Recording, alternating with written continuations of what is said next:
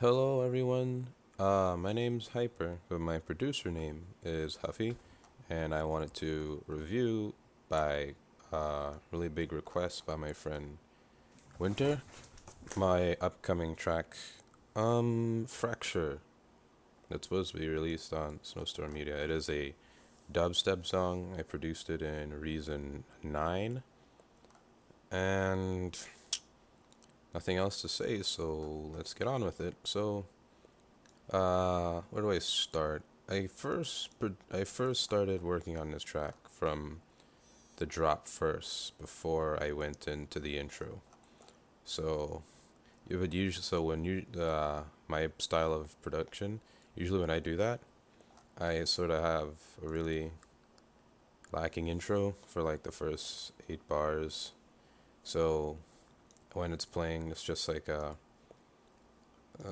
piano pad. I think it's a factory default instrument. Yeah, it is. Playing the main chords of the song.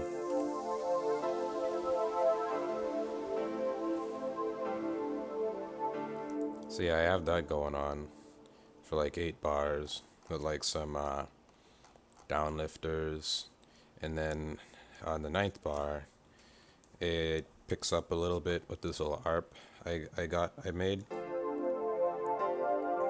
Oh, this also gets filtered in.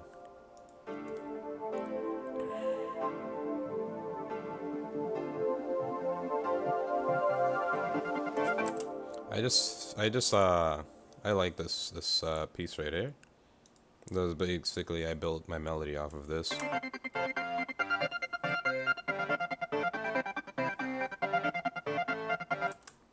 Yeah, nothing too special. As far as the patch goes, I think it's just yeah, nothing too special.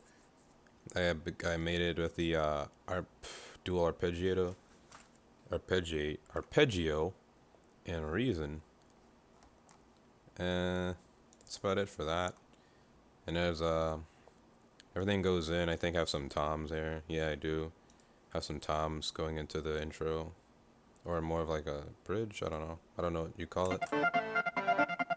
Whoops, sorry.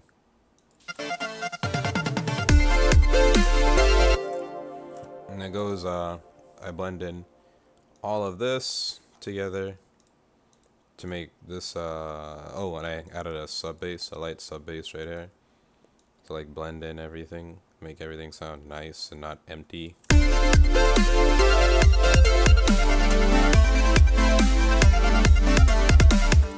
So what's going on here is that I have my main melody.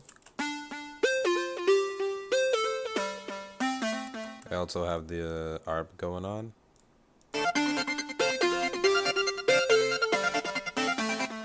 With some pads over here, which I made out of saw waves, I believe. Yeah, they're just saw waves. Nothing special. These are being sidechained, by the way, so they sound a lot better. Oh, I sidechain everything with a ghost kick, by the way. So you sound a lot better when it's actually played.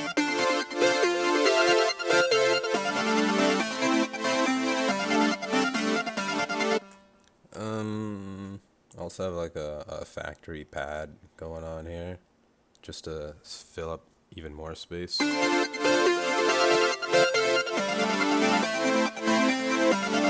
all fills it up pretty nicely, in my opinion. I really like this part right here. This sound, it's just a Maelstrom patch. It's pulse width, shenanigans. I have an etch red on there. Unison equalizer to cut out those lows that it was making, and the echo, because I love the echo. It's pretty good addition to any of your sounds. Well, not any of them, but like a lot of. Well, for me, I put it on all my like video game sounding sounds. I just like the way it does delays versus doing your delays in the delay line effect. So after all of this, I have like an intro going on here. And then not an intro, a build up going on here. It just this part is oh, after this goes off, this one growl right here, one of my growls. This is the main growl in the. Oh, this isn't a growl. This is sub.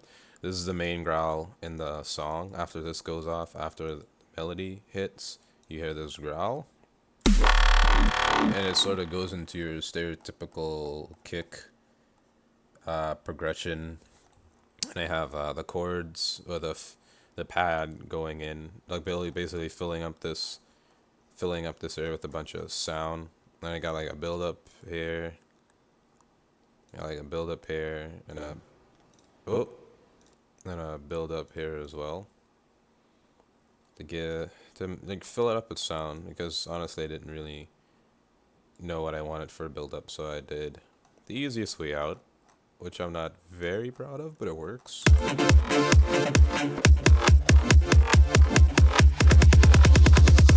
And I got some drums going on. I got more toms. Whoops. I gotta stop doing that. I got more toms coming out. Like right about here. And then I got obviously I got my drop at 33. And I should hit at 55 on the time of 55 seconds. English. So there's a drop. I don't want to play too much because, like I said, the song's not released yet.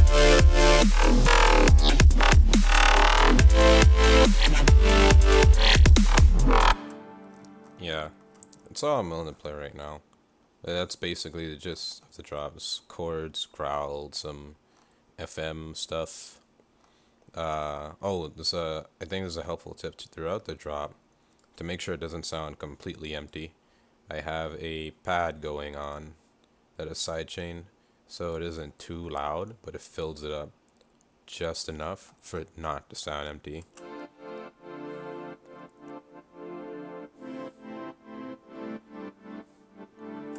I sort of think it ties everything together pretty nicely. So let's just get a loop going on here so you can hear it with and without. I'll be generous, 37. Alright. Alright, so wait. Why did I go over there? Alright. So let's start it from here, let's loop it. This is it without.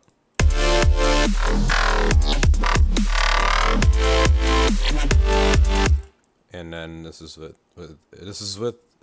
it on. At least it fills up to my ears, it fills up the space a lot more, and doesn't make it sound like empty. Cause like when it comes into the second part of the drop, you'll definitely notice it then, which is this part, which is just some chord play. Whoops.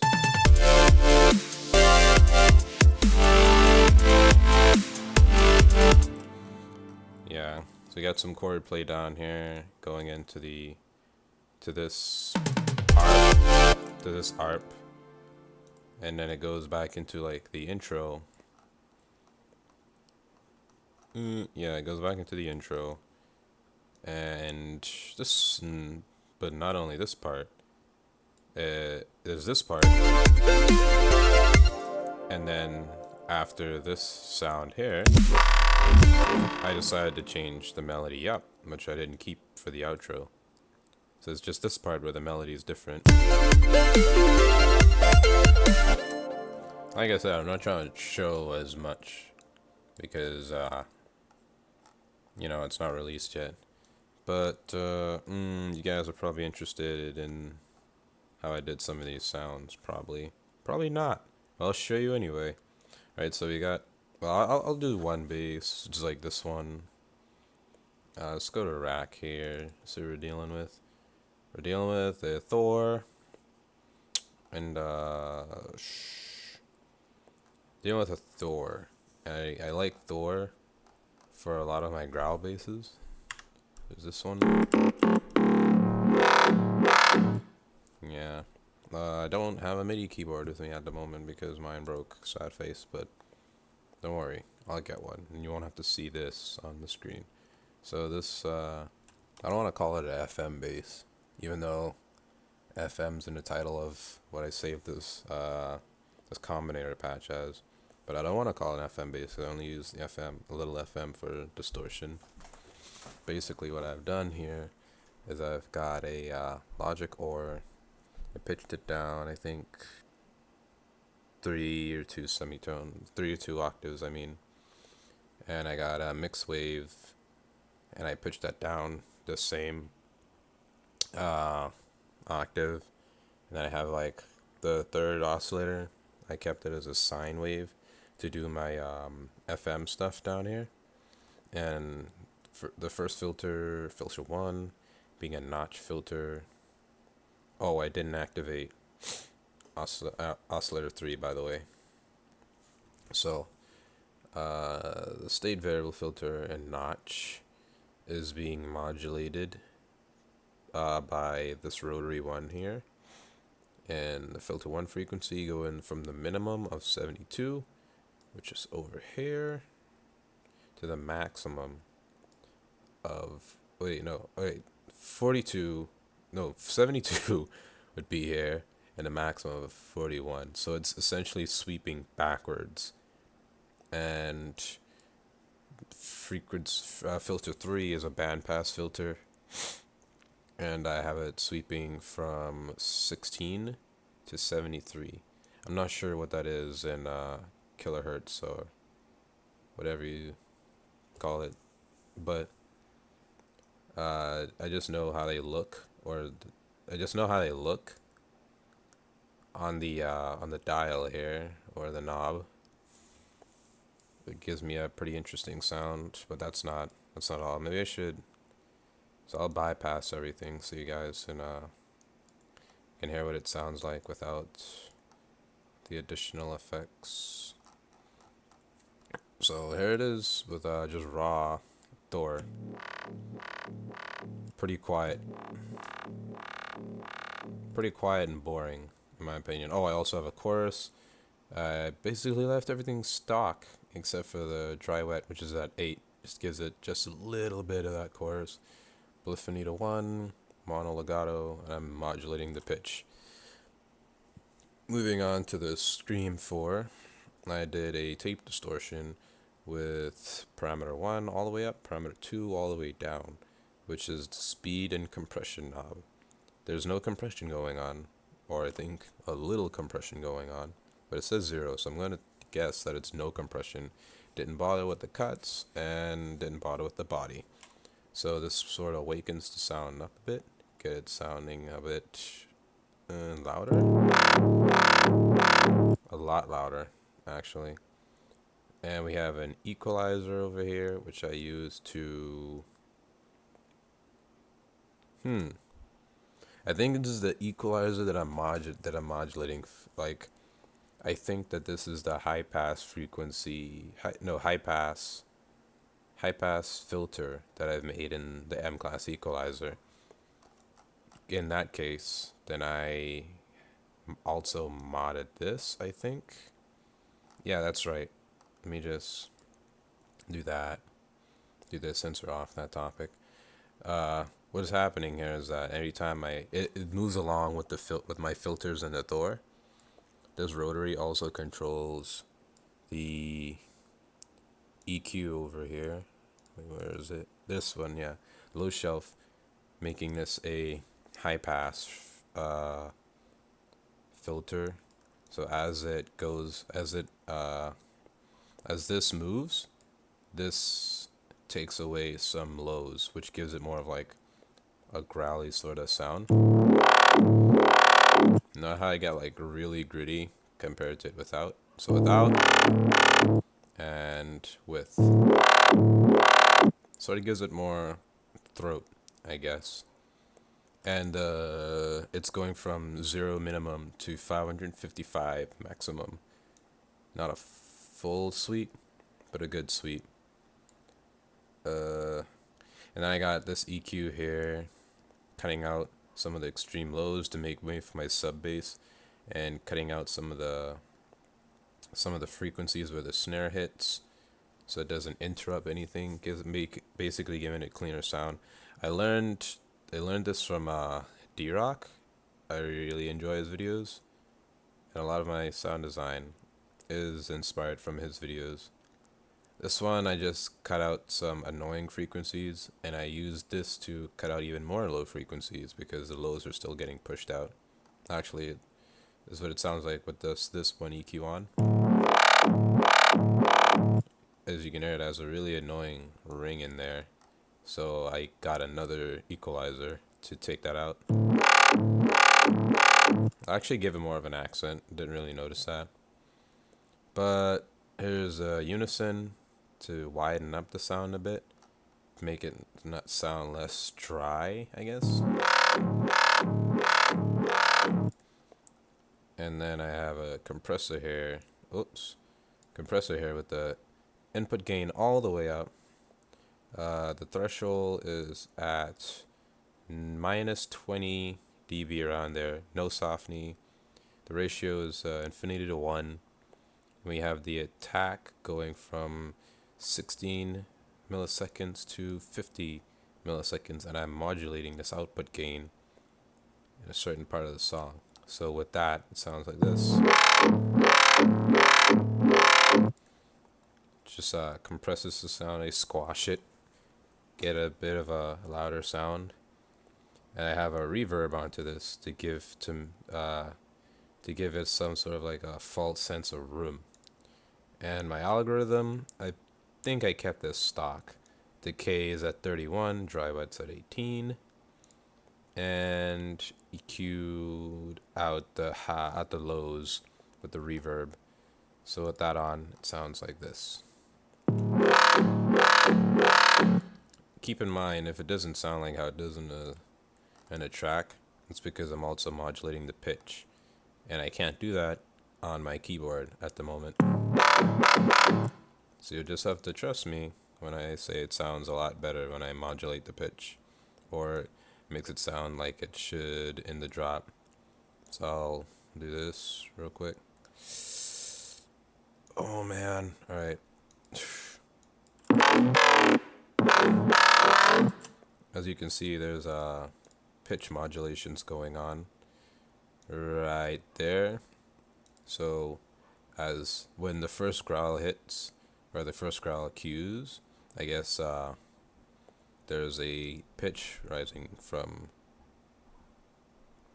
I guess regular to high pitch, and then it goes from the high pitch back to the way it was, so it gives it like a rising and falling like sort of thing. And at the end there I have it rising again. I just played around with it basically. Most of the stuff is just played around with. Like these are some sounds I made over the past, I don't know how long I've had Reason 9. Since I've had Reason 9, I've just been making some sounds. And this is basically my collection of sounds. If you're interested in any of them, I'll be more than happy to show you how they work. It all sounds better with like the actual song playing, but like I said, I don't actually want to reveal how all of them sound together without the video being released. So, I mean, not the video, the song being released. So, that was sort of breakdown of my song Fracture. I would do Momentum, but that project was in Reason 6, and I don't have that anymore. Neither do I have the computer that I did it on, so I can't do that. That's basically it until it releases. If you guys want to know how I did any other sound in this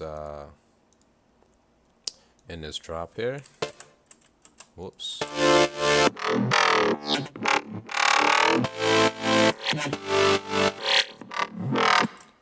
Feel free to shoot me a comment or a message or whatever the cool kids are doing nowadays. I will be more than glad to help you guys out. This has been Hyper, producer named Huffy, signing out. See you guys later.